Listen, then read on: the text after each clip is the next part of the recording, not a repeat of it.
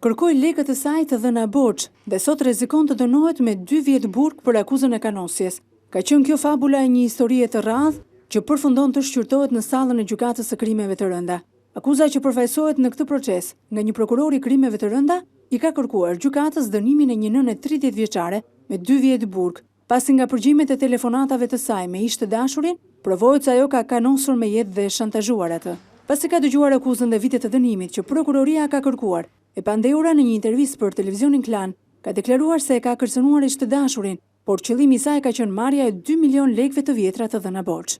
Personi s'donet mi të lekët, unë i kisha dhënë lekët në mirëbesim, kupton? I dhash 2 milion lekë. Fillova ta merrja shpesh në telefon. Nuk e dija se ishte telefoni në përgjim. Në fakt ti e ke kërcënuar në telefon? Po, sepse kërkoja lekët e mia, prandaj e kam kërcënuar. Nuk e dija që telefoni ishte në përgjim, po nuk mund t'i bëja unë një gjë të tillë, se unë isha femër.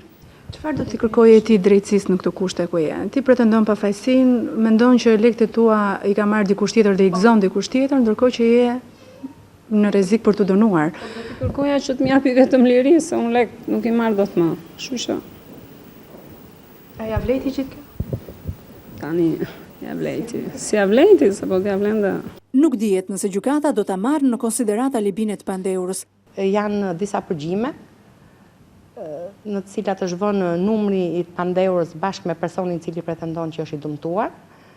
Ne si mbrojtje kemi pretendime dhe mendojmë që personi që është i dëmtuar ka qenë në dieni që ka qenë në përgjim, sepse po t'i shohësh përgjimet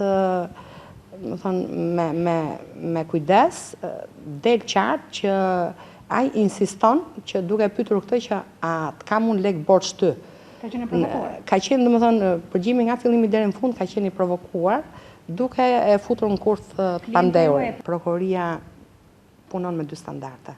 Për vetë faktin sepse para 1 muaj gjys ose 2 muajsh, po për këtë vepër penale që ishte e kryer, domethënë shtrëngimi me anë kanosis për dhënie pasurie për 2 vajza tjera, ka kërkuar kusht, ndërsa për këtë që është nën me fëmijë, me një fëmijë të mitur që nuk ka kusht t'ia mbaj, organi akuzës sot ka ardhur me arrest në burg. Në datën 14 tetor, gjykata do të njihet me konkluzionet e mbrojtjes.